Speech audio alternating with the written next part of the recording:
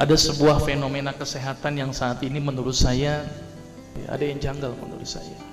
Bapak perhatikan sekarang, dokter makin banyak, klinik makin banyak, rumah sakit apalagi. Seharusnya dokter semakin banyak, orang sehat harus gimana? Harus banyak. Tapi apa kenyataan pada saat ini?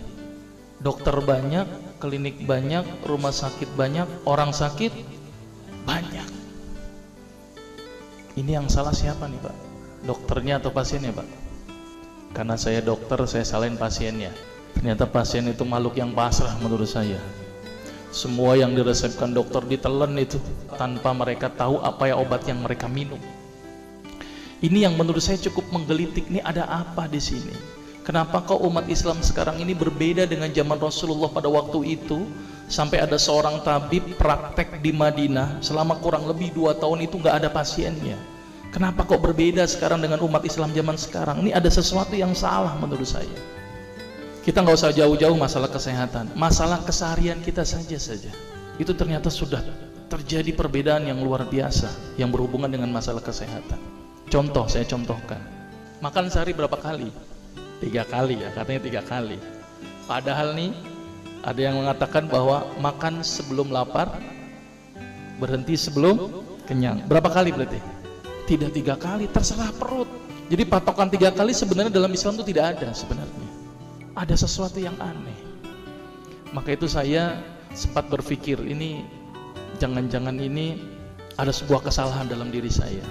Maka itu saya setelah lulus dokter, saya melanjutkan kuliah lagi, tapi tidak ngambil spesialis gitu ya.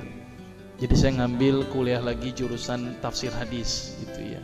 Ketika belajar hadis itu banyak sesuatu yang menurut saya luar biasa yang tidak pernah dikupas. Ya, ilmu kesehatan yang luar biasa tetapi tidak pernah dikupas. Nah, di situ saya bertemu dengan seorang ustadz. Kemudian ustadz itu bilang begini. Ini latar belakang saya kenapa saya belajar pengobatan Nabi. Ustadz itu bertanya kepada saya begini, "Dok, antum yakin gak sih dok kalau antum masuk surga?" Saya jawabnya pada waktu itu apa? "Yakin Ustaz, saya masuk surga karena Allah menurut prasangka hambanya." Tapi Ustaz itu bilangnya lain, "Kayaknya antum masuk neraka deh." Waduh, dia memberikan data-datanya ke saya. Maka saya bersyukur kepada Ustaz tersebut ya. Dia ambil pada waktu itu, mohon maaf ya, saya menyebut merek, mohon maaf. Lihat dok, Lovenox, obat yang dipakai untuk mengencerkan darah. Biasanya diberikan pada penderita penyakit jantung, stroke dan gangguan bekuan darah. Di situ tertuliskan kata apa? Porsin origin. Ada yang tahu porsin? Porsin itu isinya Pak, babi Pak. Saya bilang, waduh, berarti dok kalau antum resepin porsin satu pasien, antum telan itu obatnya, kira-kira ibadah orang tersebut diterima nggak sama Allah? Siapa yang dipersalahkan nanti? Diambil obat yang kedua, Actrapid. Apa itu? Insulin. Tulisannya apa? Human insulin. Jadi diambil dari manusia yang telah meninggal, diambil pankreasnya, insulinnya, yang menderita penyakit kanker pankreas, dibuatlah obat. Berarti dokter sudah menyuntikkan manusia ke dalam manusia. Diambil obat namanya analsik. Apa itu analsik? Obat untuk pusing. Ini di kalangan dokter sering resepin ini.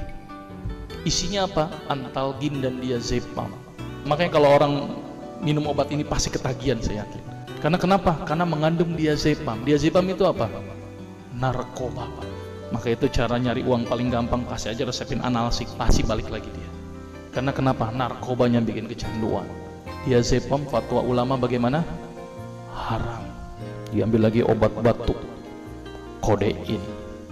Maka itu kita minum obat batuk langsung hilang batuknya karena kodein. Kodein ini ternyata derivat dari narkoba. Berarti dokter sudah ngeresepin narkoba. Diambil semua obat sirup di depan saya, lihat dok, ada nggak yang tidak mengandung alkohol? Semuanya mengandung alkohol. Saja saya pikir, Masya Allah, berapa ribu pasien yang telah saya resepkan obat-obatan haram tersebut. Ini yang menjadi kegelisahan saya Pak. Terus kemudian saya melihat ada sesuatu yang salah. Kenapa? Karena agama Islam tidak dipelajari secara benar. Banyak umat Islam saat ini belajar akidah, belajar akhlak, belajar fikih. Tapi lihat, pernahkah umat Islam di sini belajar masalah kesehatan Islam? sedikit sekali. Kajian-kajian tentang kedokteran Islam hampir tidak ada.